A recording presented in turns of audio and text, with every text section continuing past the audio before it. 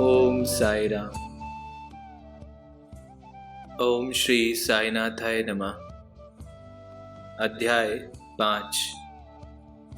चांद पाटिल की बारात के साथ श्री साई बाबा का पुनः आगमन।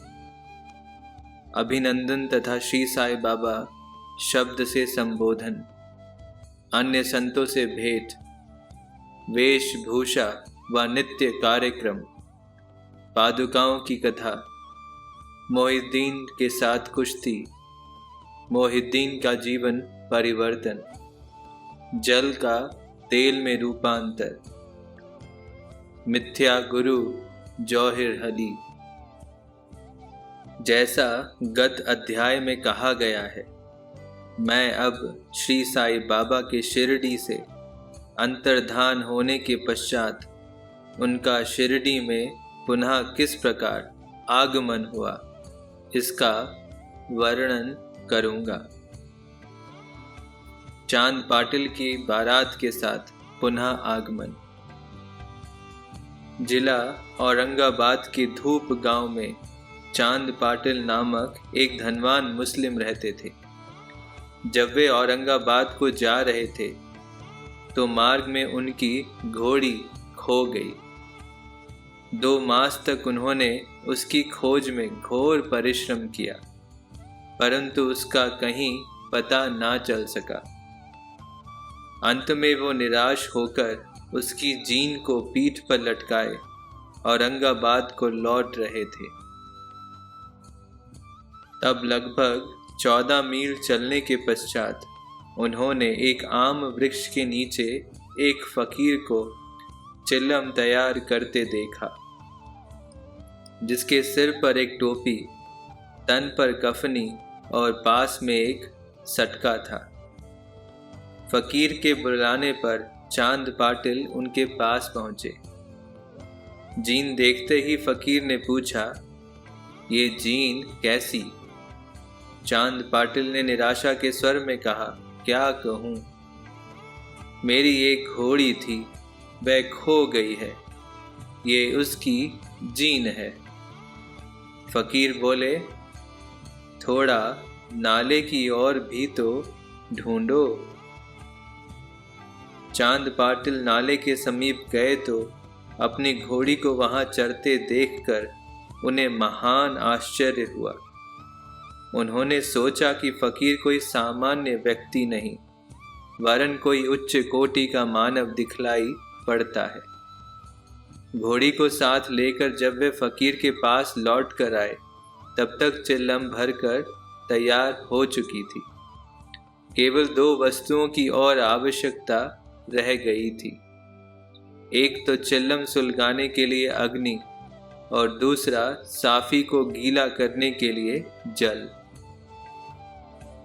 फकीर ने अपना चिमटा भूमि में घुसेड़कर ऊपर खींचा तो उसके साथ ही एक प्रज्वलित अंगार बाहर निकला और वह अंगार चिल्लम पर रखा गया।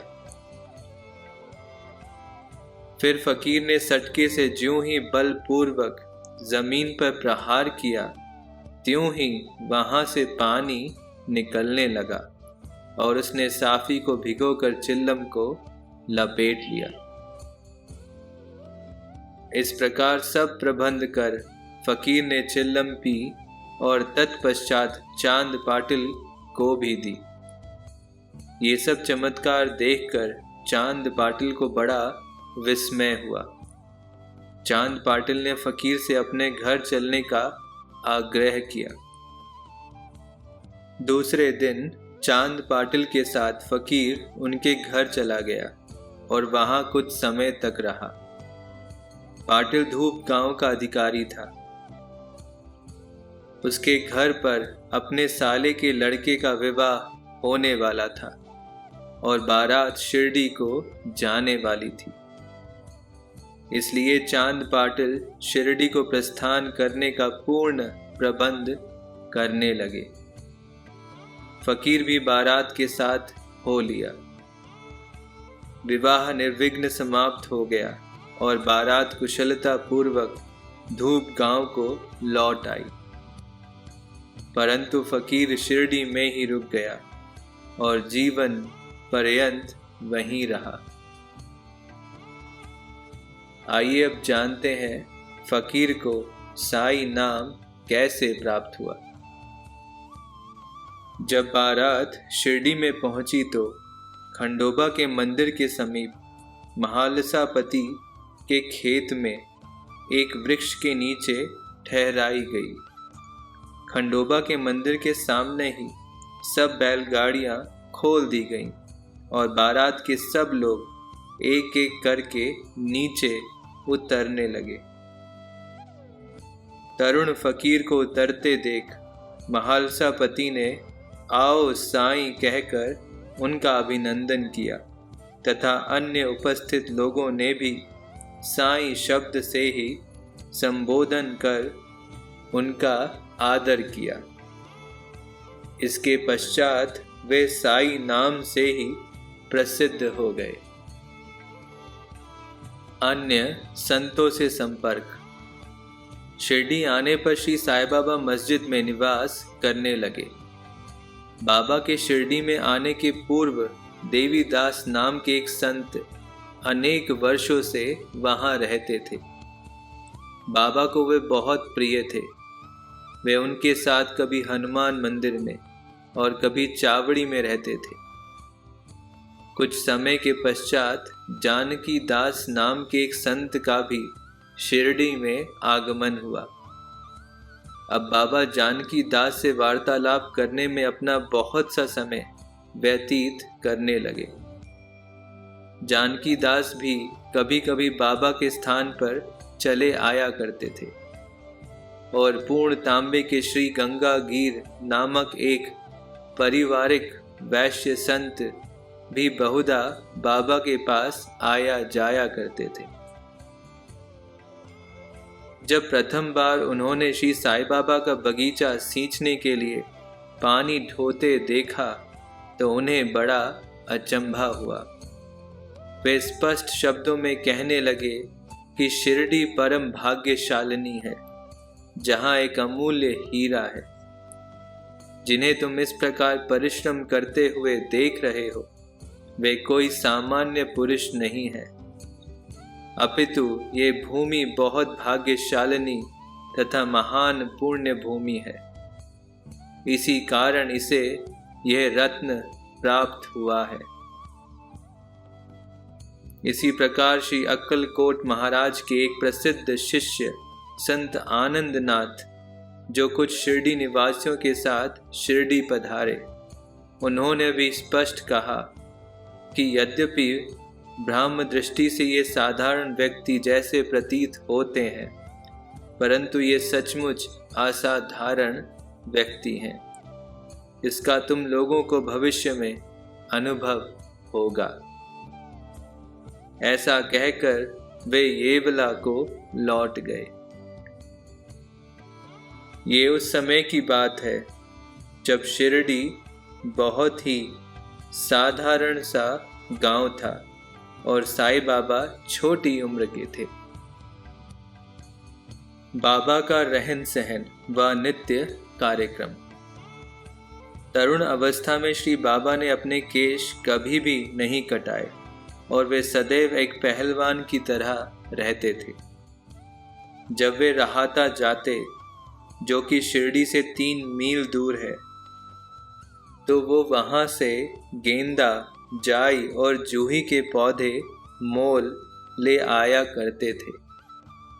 वे उन्हें स्वच्छ करके उत्तम भूमि देखकर लगा देते और स्वयं सींचते थे। वामन तात्या नाम के एक भक्त इन्हें नित्य प्रति 2 मिट्टी के घड़े दिया करते थे। इन घड़ों द्वारा बाबा स्वयं ही पौधों में पानी डाला करते थे। जैसे ही घड़े वहां रखते, वैसे ही वे फूट जाया करते थे, क्योंकि वे बिना तपाए और कच्ची मिट्टी के बने रहते थे। दूसरे दिन तात्या उन्हें फिर 2 नए घड़े दिया करते थे। ये क्रम 3 वर्षों तक चला और श्री साईं बाबा के कठोर परिश्रम तथा प्रयत्न से वहां फूलों की एक सुंदर फुलवारी बन गई।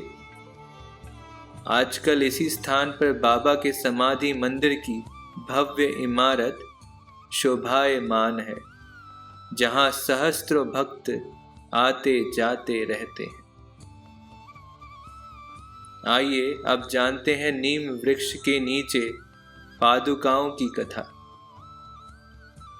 श्री अक्कलकोट महाराज के एक भक्त, जिनका नाम भाई कृष्णा जी अली बागकर था, उनके चित्र का नित्य प्रति पूजन किया करते थे। एक समय उन्हें अक्कलकोट जाकर महाराज की पादुकाओं का दर्शन एवं पूजन करने का निश्चय किया। परंतु प्रस्थान करने के पूर्व अक्कलकोट महाराज ने स्वप्न में दर्शन देकर उनसे कहा कि आजकल शिरडी में ही मेरा विश्राम स्थल है और तुम वहीं जाकर मेरा पूजन करो। इसलिए भाई ने अपने कार्यक्रम में परिवर्तन कर शिरडी आकर श्री साईं बाबा की पूजा की। वे आनंद पूर्वक शिरडी में 6 मास रहे और इस स्वप्न की स्मृति स्वरूप उन्होंने पादुकाएं बनवाई। शक संवत 1834 में श्रावण में शुभ दिन देखकर नीम वृक्ष के नीचे वे पादुकाएं स्थापित कर दी। दादा केलकर तथा उपासनी महाराज ने यथाविधि स्थापना उत्सव संपन्न किया। एक दीक्षित ब्राह्मण पूजन के लिए नियुक्त कर दिया गया और प्रबंध का कार्य एक भक्त सगुण मेरू नायक को सौंपा गया। कथा का पूर्ण विवरण। ठाणे के सेवानिवृत्त मामलतदार श्री B.V. देव, जो श्री साईं बाबा के एक परम भक्त थे, उन्होंने सगुण मेरू नायक और गोविंद कमलाकर दीक्षित से इस विषय में पूछताछ की।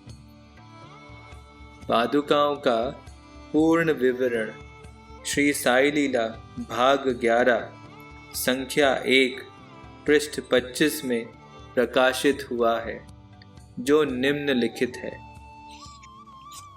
शक संवत 1834 सन 1912 में बंबई के एक भक्त डॉक्टर रामराव कोठारे बाबा के दर्शनार्थ शिरडी आए। उनका कंपाउंडर और उनके एक मित्र भाई कृष्ण जी अली बागकर भी उनके साथ में थे। कंपाउंडर और भाई की सगुण मेरू नायक तथा जी के दीक्षित से घनिष्ठ दोस्ती हो गई। अन्य विषयों पर चर्चा करते समय इन लोगों को विचार आया कि श्री साईं बाबा के शिरडी में प्रथम आगमन तथा पवित्र नीम वृक्ष के नीचे निवास करने की ऐतिहासिक स्मृति के उपलक्ष्य में क्यों न पादुकाएं स्थापित की जाएं। जब पादुकाओं के निर्माण पर विचार विमर्श होने लगा, तब भाई के मित्र कंपाउंडर ने कहा कि यदि ये बात मेरे स्वामी कोठारे को विदित हो जाए तो वो इस कार्य के निमित्त अति सुंदर पादुकाएं बनवा देंगे।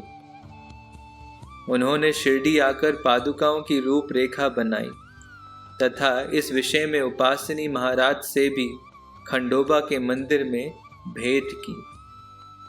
उपासनी महाराज ने उसमें बहुत सुधार किए और कमल फूल आदि खींच दिए तथा नीचे लिखा श्लोक भी रचा, जो नीम वृक्ष के महात्म्य व बाबा की योग शक्ति का द्योतक था। अर्थात मैं भगवान साईं नाथ को नमन करता हूँ, जिनका सानिध्य पाकर नीम वृक्ष कटु तथा अप्रिय होते हुए भी अमृत वर्षा करता था। इसमें अनेक व्याधियों से मुक्ति देने के गुण होने के कारण इसे कल्प वृक्ष से भी श्रेष्ठ कहा गया। उपासनी महाराज का विचार सर्वमान्य हुआ और कार्य रूप में भी परिणत हुआ। पादुकाएं बंबई में तैयार कराई गईं और कंपाउंडर के हाथों शिरडी भेज दी गईं।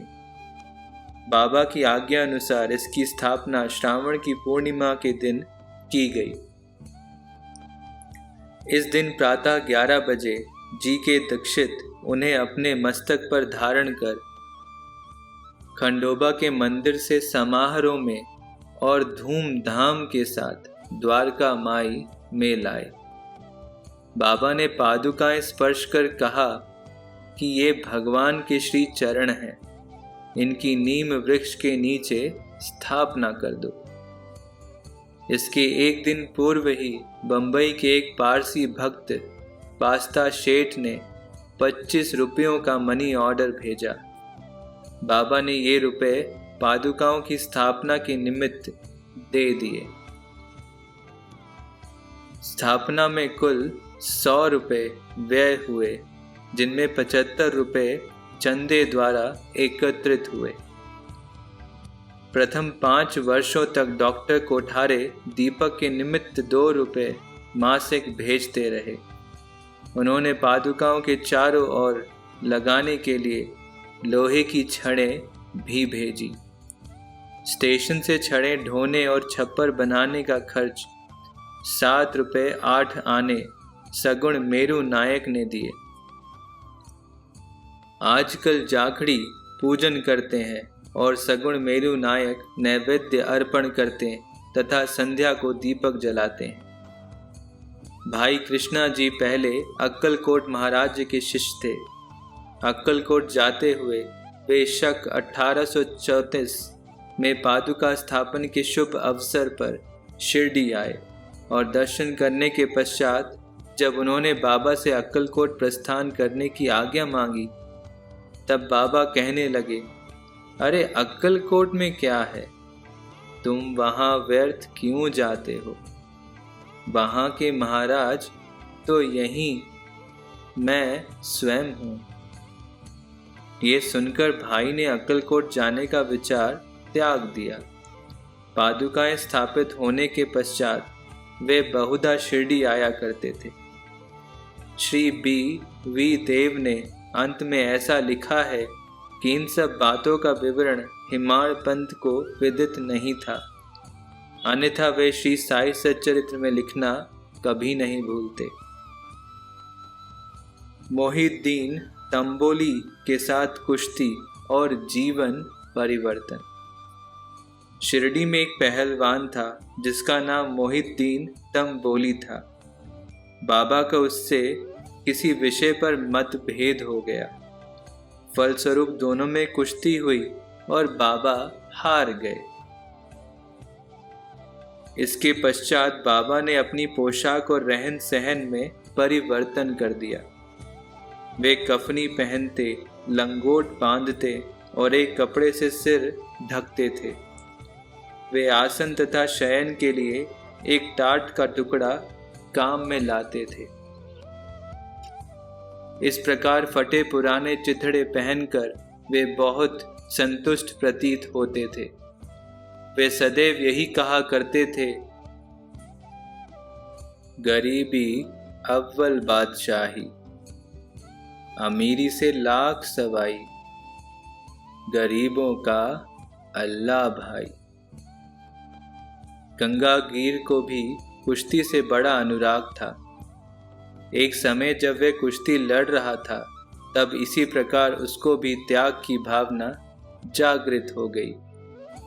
इसी उपयुक्त अवसर पर उसे देव वाणी सुनाई दी। भगवान के साथ खेल में अपना शरीर लगा देना चाहिए। इस कारण वह संसार छोड़ आत्म अनुभूति की ओर झुक गया। पूर्णा तांबे के समीप एक मठ स्थापित कर वह अपने शिष्यों सहित वहां रहने लगा।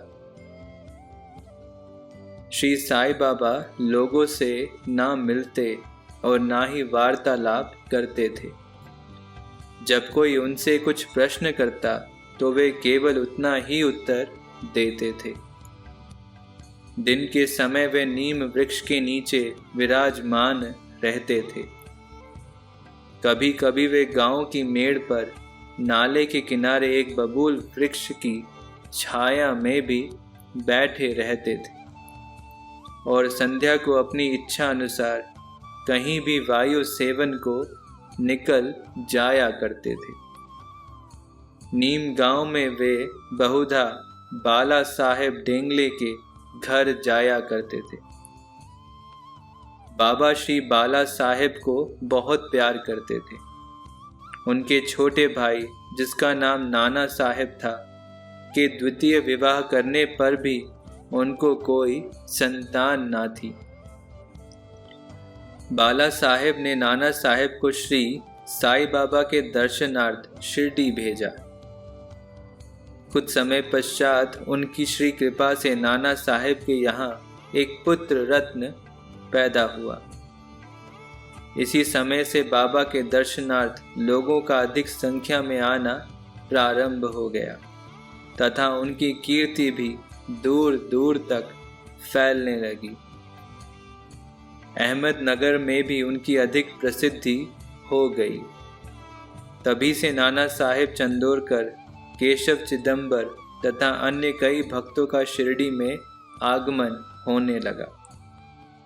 बाबा दिन भर अपने भक्तों से घिरे रहते और रात्रि में जीर्ण शीर्ण मस्जिद में शयन करते थे। इस समय बाबा के पास कुल सामग्री चिल्लम, तंबाकू, एक टमरेल, एक लंबी कफनी, सिर के चारों ओर लपेटने का कपड़ा और एक सटका था, जिसे वे सदा अपने पास रखते थे। सिर पर सफ़ेद कपड़े का एक टुकड़ा वे सदा इस प्रकार बांधते थे कि उसका एक छोर बाएं कान पर से पीठ पर गिरता हुआ ऐसा प्रतीत होता था मानो बालों का जूड़ा हो। हफ्तों तक वे इन्हें स्वच्छ नहीं करते थे। पैर में कोई जूता या चप्पल भी नहीं पहनते थे। केवल एक टाट का टुकड़ा ही अधिकांश दिन में उनके आसन का काम देता था। वे एक कौपीन धारण करते और सर्दी से बचने के लिए दक्षिण मुख हो धूनी तपते थे।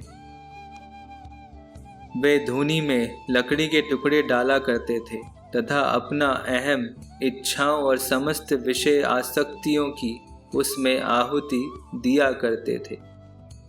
वे अल्लाह मालिक का सदा उच्चारण किया करते थे। जिस मस्जिद में वे पधारे थे उसमें केवल 2 कमरों के बराबर लंबी जगह थी और यहीं सब भक्त उनके दर्शन करते थे। 1912 के पश्चात कुछ परिवर्तन हुआ। पुरानी मस्जिद का जीर्णोद्धार हो गया और उसमें एक फर्श भी बनाया गया। मस्जिद में निवास करने के पूर्व बाबा दीर्घ काल तक तकिया में ही रहे। वे पैरों में घुंघरू बांधकर प्रेम विहल होकर सुंदर नृत्य व गायन भी करते थे। जल का तेल में परिवर्तन। बाबा को प्रकाश से बड़ा अनुराग था। वे संध्या समय दुकानदारों से भिक्षा में तेल मांग लाते थे तथा दीप मालाओं से मस्जिद को सजाकर रात्रि भर दीपक जलाया करते थे। ये क्रम कुछ दिनों तक ठीक इसी प्रकार चलता रहा। अब बनिए तंग आ गए और उन्होंने संगठित होकर निश्चय किया कि आज कोई उन्हें तेल की भिक्षा ना दे। नित्य नियमानुसार जब बाबा तेल मांगने पहुंचे तो प्रत्येक स्थान पर उनका नकारात्मक उत्तर से स्वागत हुआ। किसी से कुछ कहे बिना बाबा मस्जिद को लौट आए और सूखी बत्तियां दिए में डाल दी। बनिए तो बड़े उत्सुक होकर उन पर दृष्टि जमाए हुए थे। बाबा ने टमरेल उठाया जिसमें बिल्कुल थोड़ा सा तेल था। उन्होंने उसमें पानी मिलाया और वे तेल मिश्रित जल वे पी गए। उन्होंने उसे पुनः टीन पाट में उगल दिया और वही तेल या पानी दियों में डालकर उन्हें जला दिया। उत्सुक बनियों ने जब दीपक को पूर्ववत रात्रि भर जलते देखा, तब उन्हें अपने किए पर बड़ा दुख हुआ और उन्होंने बाबा से क्षमा याचना की। बाबा ने उन्हें क्षमा कर भविष्य में सत्य व्यवहार रखने के लिए सावधान किया। मिथ्या गुरु जौहर अली। उपर्युक्त वर्णित कुश्ती के 5 वर्ष पश्चात जौहर अली नाम के एक फकीर अपने शिष्यों के साथ रहाता आए। वे वीरभद्र मंदिर के समीप एक मकान में रहने लगे। फकीर विद्वान था। कुरान की आयतें उसे कंठस्थ थी। उसका कंठ मधुर था। गांव के बहुत से धार्मिक और श्रद्धालु जन उनके पास आने लगे और उसका यथा योग्य आदर होने लगा। लोगों से आर्थिक सहायता प्राप्त कर उसने वीरभद्र मंदिर के पास एक ईदगाह बनाने का निश्चय किया। इस विषय को लेकर कुछ झगड़ा हो गया, जिसके फलस्वरूप जौहर अली राहता छोड़ शिरडी आया और बाबा के साथ मस्जिद में निवास करने लगा। उसने अपनी मधुर वाणी से लोगों का मन जीत लिया। वे बाबा को भी अपना शिष्य बताने लगे। बाबा ने कोई आपत्ति नहीं की और उसका शिष्य होना स्वीकार कर लिया। तब गुरु और शिष्य दोनों पुनः राहता में आकर रहने लगे। गुरु शिष्य की योग्यता से अनभिज्ञ था, परंतु शिष्य गुरु के दोषों से पूर्ण परिचित था। इतने पर भी बाबा ने कभी उसका अनादर नहीं किया और पूर्ण लगन से अपना कर्तव्य निभाते रहे और उसकी अनेक प्रकार से सेवा की। वे दोनों कभी कभी शिरडी भी आया करते थे, परंतु मुख्य निवास राहता में ही था। श्री बाबा के प्रेमी भक्तों को उनका दूर राहता में रहना अच्छा नहीं लगता था, इसलिए वे सब मिलकर बाबा को शिरडी वापस लेने के लिए गए। इन लोगों की ईदगाह के समीप बाबा से भेंट हुई और उन्हें अपने आगमन का हेतु बतलाया। बाबा ने उन लोगों को समझाया कि फकीर के आने के पूर्व ही आप लोग शिरडी लौट जाएं। इस प्रकार वार्तालाप हो ही रहा था कि इतने में फकीर आ पहुंचे। इस प्रकार अपने शिष्य को वहां से ले जाने का कुप्रयत्न करते देखकर वे बहुत क्रोधित हुए। कुछ वाद विवाद के पश्चात स्थिति में परिवर्तन हो गया और अंत में यह निर्णय हुआ कि फकीर व शिष्य दोनों ही शिरडी में निवास करें और इसलिए वे शिरडी में आकर रहने लगे। कुछ दिनों के बाद देवी दास ने गुरु की परीक्षा की और उसमें कुछ कमी पाई। चांद पाटिल के बारात के साथ जब बाबा शिरडी में आए थे, उससे 12 वर्ष पूर्व देवी दास लगभग 10 या 11 उम्र की अवस्था में शिरडी आए थे और हनुमान मंदिर में रहते थे। देवीदास सुडौल, सुंदर आकृति तथा तीक्ष्ण बुद्धि के थे। वे त्याग की साक्षात मूर्ति तथा आगाध ज्ञानी थे। बहुत से सज्जन जैसे तात्या कोते, काशीनाथ व अन्य लोग उन्हें अपना गुरु समान मानते थे। लोग जौहर अली को उनके सम्मुख लाए। विवाद में जौहर अली बुरी तरह पराजित हुआ और शिरडी छोड़ वैजापुर को भाग गया। वे अनेक वर्षों के पश्चात शिरडी आया और श्री साईं बाबा की चरण वंदना की। उसका ये भ्रम कि वह स्वयं गुरु था और श्री साईं बाबा उनके शिष्य अब दूर हो चुका था। श्री साईं बाबा उसे गुरु समान ही आदर करते थे। उसका स्मरण कर उसे बहुत पश्चाताप हुआ।